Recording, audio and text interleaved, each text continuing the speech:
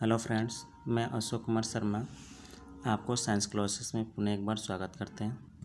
आज की इस वीडियोस में जो हमारी पर जो टॉपिक है विटामिन है, जो बहुत ही इम्पॉर्टेंट है।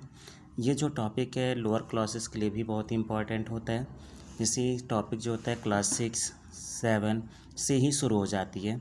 इसके पश्चात यानी कि जो बच्चे हाई स्कूल का इस समय एग्ज़ाम देंगे, 12 का एग्ज़ाम देंगे या यानी कि जो नीट का पेपर होगा, इस नीट और यानी कि जो बोर्ड के पेपर्स हैं, इसमें इस प्रकार के क्वेश्चंस ज़रूर आते हैं। तो वीडियो को ध्यान से देखें। अगर यानी कि कोई भी डाउट आपको फंसता है तो एक बार ज़रूर यानी कि कमेंट करें। आपके क्वेश्चनों का जवाब बहुत जल्द उपलब्ध करा दिया जाएगा। फ्रेंड्स एंड डियर स्टूडेंट्स, आज की इस वीडियोस में हमारा जो टॉपिक है ये है विटामिन्स। विटामिन्स है क्या? इनकी those food material that is essential for the bodies, मतलब ऐसे पदार्थ होते हैं, ऐसे भोज्य पदार्थ होते हैं जिनकी आवश्यकता शरीर में बहुत कम पड़ती है, लेकिन अगर इसकी कमी हो जाए तो यानी कि बहुत सारे डिजीज़ क्रिएटेड होते रहते हैं, जिसको यानी कि डिफिशियंसी डिजीज़ कहते हैं। इसमें यानी कि सबसे पहले बात करते हैं यानी कि इसकी डिस्कवरी की। तो सबसे पहले इसकी जो डिस्कवर किया गया, तो यानी कि विटामिन्स की डिस्कवर सबसे पहले एन आई ल्यूनिन के द्वारा सबसे पहले यानी कि विटामिन्स की खोज की गई। इसके पश्चात यानी कि विटामिन जो वर्ड्स है, इसको यानी कि फॉर्मुलेटेड करने का काम यानी कि फंक नामक साइंटिस्ट ने किया। अब जरा फंक की स्पेलिंग देखिएगा, FUNK है।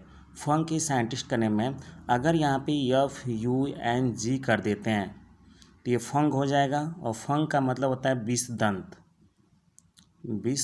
दंत। जो सर्प का यानी कि जहरीला दांत होता है उसके लिए यानी कि फंग शब्द का प्रयोग करते हैं। फिलहाल यहाँ पे फंग एक साइंटिस्ट है। तो यानी कि विटामिन्स को डिफाइन किया गया कि ऐसे यानी कि न्यूट्रिएंट्स होते हैं जो हमारे बॉडी के लिए क्या होते हैं, बहुत ही इसेंशियल होते हैं, और इसकी कमी होने पर यानी कि डिफिशियंसी डिजीज़ क्या होती है, क्रिएटेड हो जाती है। ये विटामिन बॉडी के लिए बहुत ही यूजफुल होते हैं। अगर इनकी विटामिन्स की सॉल्युबिलिटी के आधार पर देखा जाए तो यानी कि फैट सॉल्युबल जो विटामिन्स होते हैं ये 4 होते हैं, विटामिन A, D, E और K। मतलब ये 4 विटामिन हो गए। विटामिन A हो गया, विटामिन D हो गए, विटामिन E हो गया और विटामिन K हो गए। दूसरा यानी कि जो दूसरे कैटेगरीज का यानी कि जो विटामिन्स है ये होता है वाटर सॉल्युबल विटामिन्स। ये आपका जल में घुलनशील विटामिन्स होते हैं, मतलब ऐसे विटामिन्स होते हैं जो जल में घुल सकते हैं। अब एक एक को हम लोग स्टडी करेंगे। सबसे पहले हम लोग बात करते हैं जो वसा में घुलनशील जो विटामिन है इनकी, कि वसा में घुलनशील आपके विटामिन कौन कौन है। तो विटामिन A है, D है, E है और K है।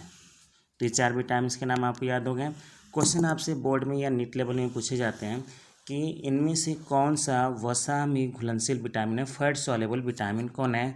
तो इनमें से कोई एक आपका ऑप्शन में रहेगा, शेष आपके वाटर सॉल्युबल रहेंगे। तो उसमें से जो आपका सही होगा यानी कि विटामिन A, D, E और K में से कोई भी रहता है तो आपका ऑप्शन वो सही होता है। चलिए एक एक को देखते हैं कि जो सबसे पहले जो विटामिन आता है ये है आपका विटामिन A। और ये विटामिन ए का जो केमिकल नेम है, रासायनिक नाम है, जैसा कि आप देख पाते हैं रेटिनॉल है। और रेटिनॉल का जो जनरल फार्मूला है ये C20H30O होता है। मतलब इसकी केमिकल फार्मूला बताई गई C20H30O होता है।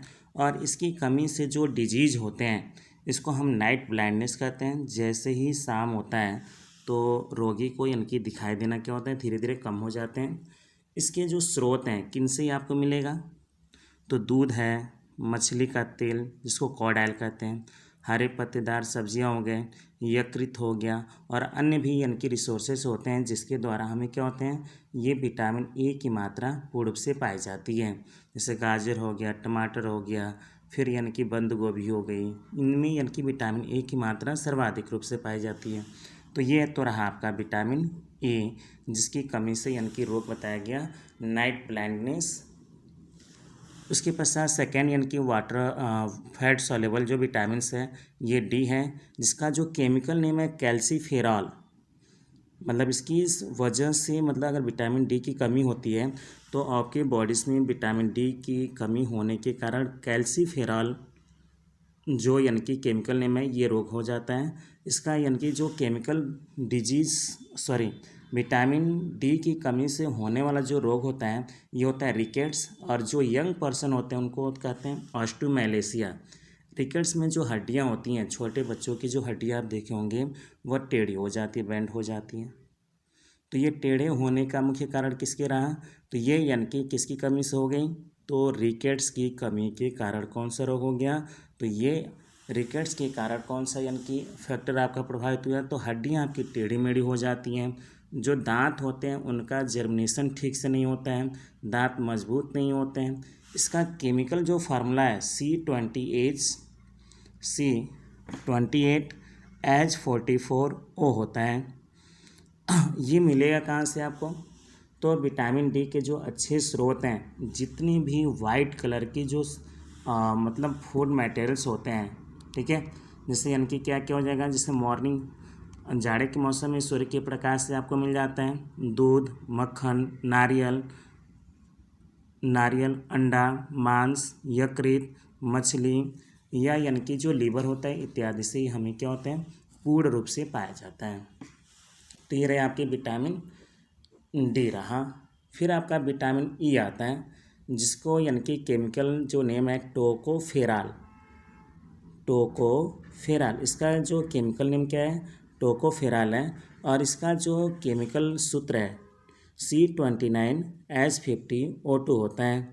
और इसकी कमी होने पर यानी कि स्टेरिलिटी का मतलब होता है कि मतलब ऐसे पेशेंट जिनकी बॉडीज़ में विटामिन ई की कमी हो जाती है वे बांझपन के शिकार हो जाते हैं, यानी कि फ्यूचर में कभी माँ या पिता नहीं बन सकते। तो टोकोफेराल जो यानी कि किससे मिलता है, तो एक तो अंकुरित अनाज हो गए, जैसे आपका अंकुरित आपका लीजिए अंकुरित रूप में आप देख लीजिए, ये अंकुरित चना हो गया, गेहूँ हो गए। इसके अतिरिक्त यानी कि दूध, मछली, हरे पत्तेदार सब्जियों, जंतु उत्तक, इनमें सब में क्या होती है, इसकी मात्रा भरपूर रूप से पाई जाती है। लास्ट आपका जो विटामिन होता है विटामिन के, जिसको यानी कि फाइलोक्विनोन कहते हैं, और इसका जो केमिकल सूत्र होता है C31H46O2 होता है। मतलब इसको ये कहा गया कि यानी कि विटामिन की जो होता है इसका केमिकल नेम क्या है, फाइलोक्विनोन है, और इसका जो केमिकल फार्मूला होता है C31H46O2 होता है। इसकी कमी से कौन सा रोग होता है ये भी जान लेते हैं। विटामिन के की कमी से जो यानी कि रोग होता है हेमरेज होता है, मतलब जो ब्लड कैपिलरीज होती हैं, इस ब्लड कैपिलरीज के द्वारा क्या होता है, ब्लड निरंतर रिसता रहता है, और रिसने की वजह से बॉडी में क्लॉटिंग नहीं हो पाती है, जिससे ब्लड बॉडी में क्या होता है, कम हो जाता है। तो हेमरेज मतलब जो ब्लड कैपिलरीज की फटने की क्रिया होती है। इसके स्रोत क्या हैं तो ये जानते हैं। तो ये यानी कि परस्पर आपकी बंद गोभी, फूल गोभी, टमाटर, अंडा, गाजर, यकृत, पनीर या यानी कि जो बैक्टीरिया, ईस्ट इत्यादि में क्या होती है, यानी कि भरपूर मात्रा में पाए जाते हैं। तो ये आपके सभी क्या रहे, फैट सॉल्युबल विटामिन्स, ये इनके नाम रहें, और इनकी कमी से होने वाले डिजीज़, इनके केमिकल फार्मूला और इनके रिसोर्सेज। तो ये जो टॉपिक रहे ये आपका बेहद इम्पॉर्टेंट रहा क्लास 6, 7, 10, 12 और यानी कि नीट एग्ज़ाम के लिए, और दूसरे भी यानी कि जो आप एंट्रेंस एग्ज़ाम देते हैं उसके लिए भी ये क्या होता है, अत्यंत आवश्यक होता है। इसमें से विटामिन से एक ना एक क्वेश्चन आपसे ज़रूर पूछे जाते हैं। तो इस वीडियो के साथ जय हिंद। अगर वीडियो पसंद आए तो लाइक, शेयर और सब्सक्राइब करना ज़रूर ना भूलें।